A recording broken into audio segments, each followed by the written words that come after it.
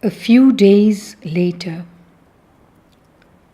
Lord, how many times, giving way before thy decree, I have prayed to thee. Spare me this Calvary of earthly consciousness. Let me merge in thy supreme unity. But my prayer is faint-hearted, I know, for it remains unfruitful. 15th October 1917. Translation by Sri Aurobindo. I have cried to thee in my despair, O Lord, and thou hast answered my call. I have no right to complain of the circumstances of my existence. Are they not consonant with what I am?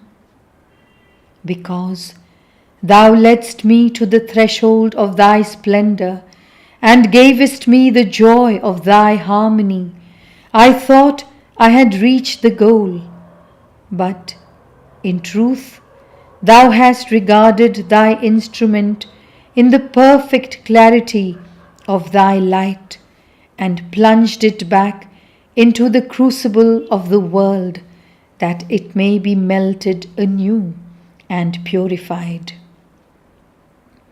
In these hours of an extreme and anguished aspiration, I see, I feel myself drawn by thee with a dizzy rapidity along the road of transformation, and my whole being vibrates to a conscious contact with the infinite.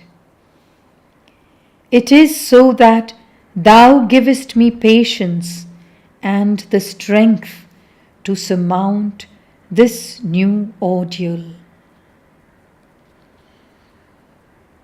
November 25th, 1917. Translation by Sri Aurobindo. O Lord, because in an hour of cruel distress I said in the sincerity of my faith, Thy will be done. Thou camest garbed in thy raiment of glory.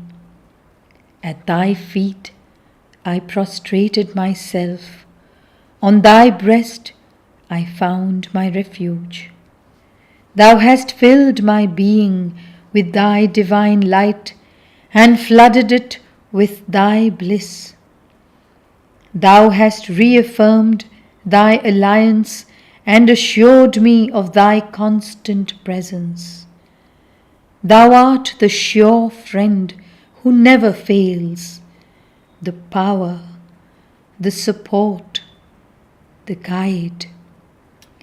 Thou art the light which scatters darkness, the conqueror who assures the victory. Since thou art there, all has become clear. Agni is rekindled in my fortified heart, and his splendor shines out and sets aglow the atmosphere and purifies it. My love for thee, compressed so long, has leaped forth again, powerful, sovereign, irresistible, increased tenfold by the ordeal it has undergone. It has found strength in its seclusion, the strength to emerge to the surface of the being, impose itself as master on the entire consciousness, absorb everything in its overflowing stream. Thou hast said to me, I have returned to leave thee no more, and my forehead on the soil, I have received thy promise. 12th July 1918. First part, translation by Sri Aurobindo. Suddenly, before thee, all my pride fell. I understood how futile it was in thy presence to wish to surmount oneself, and I wept abundantly and without constraint, the sweetest tears of my life. Ah, yes, how refreshing, how calm and sweet were those tears I shed before thee, without shame or constraint. Was it not like a child in its father's arms? But what a father! What sublimity! What magnificence! What immensity of comprehension! And what a power and plenitude in the response! Yes, my tears were like holy dew. Was it because it was not for my own sorrow that I wept?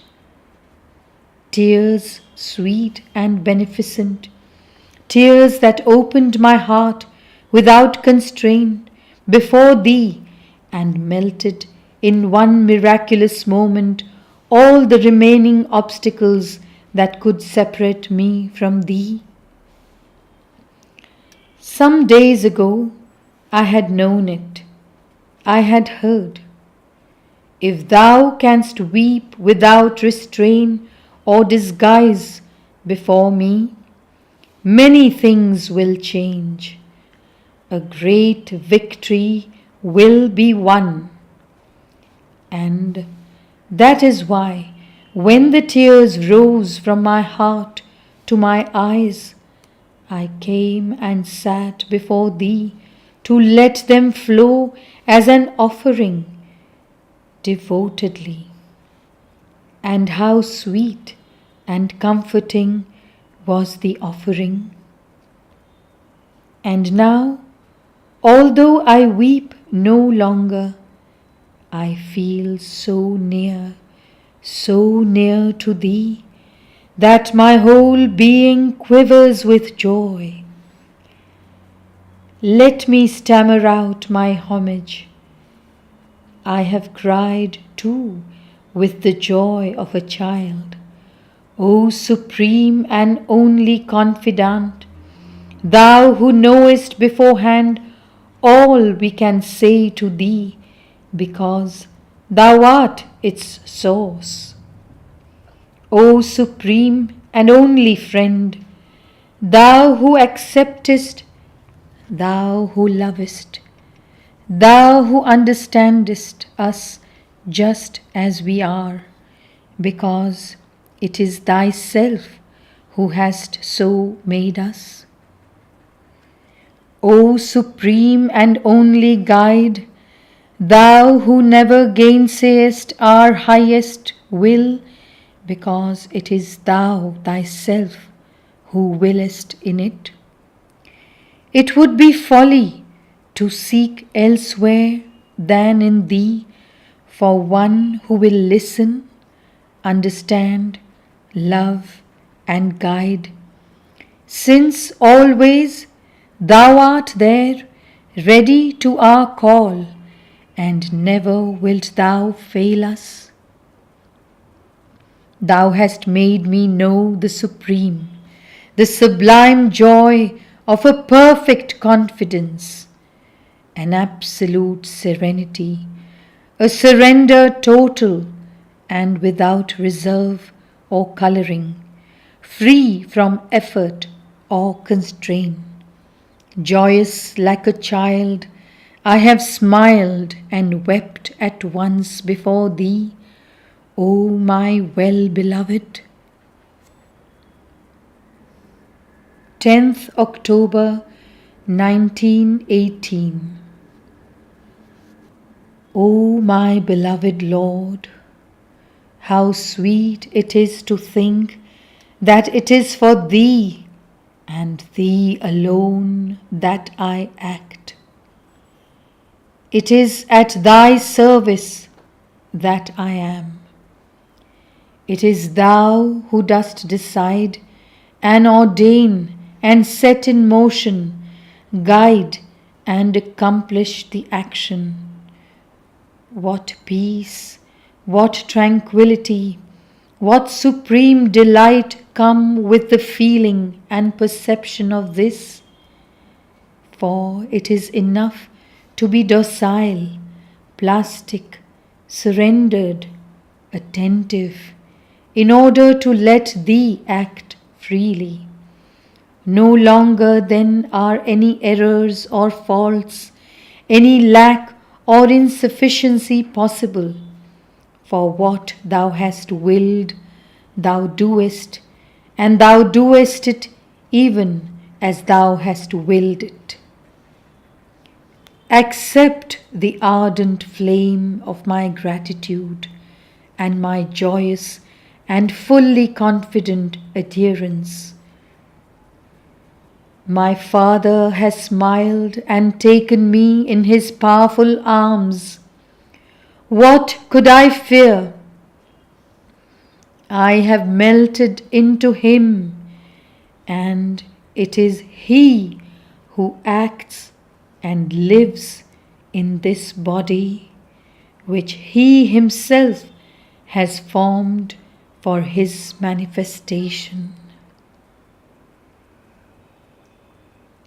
Oiwake, September 3rd, 1919. Translation by Sri Aurobindo.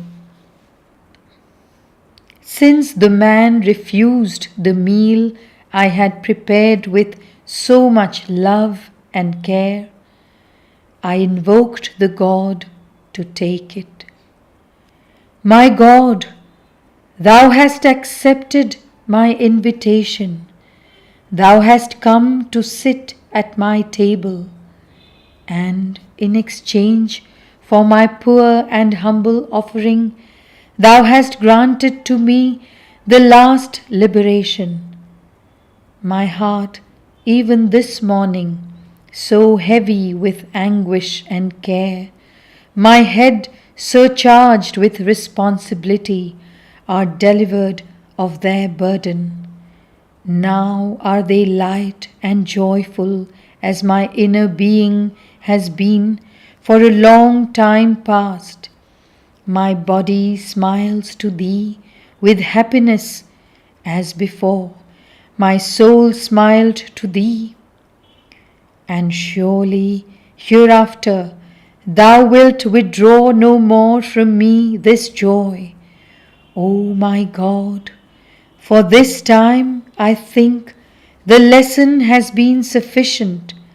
I have mounted the Calvary of successive disillusionments high enough to attain to the resurrection. Nothing remains of the past but a potent love which gives me the pure heart of a child and the lightness and freedom of thought of a God. End of the first part.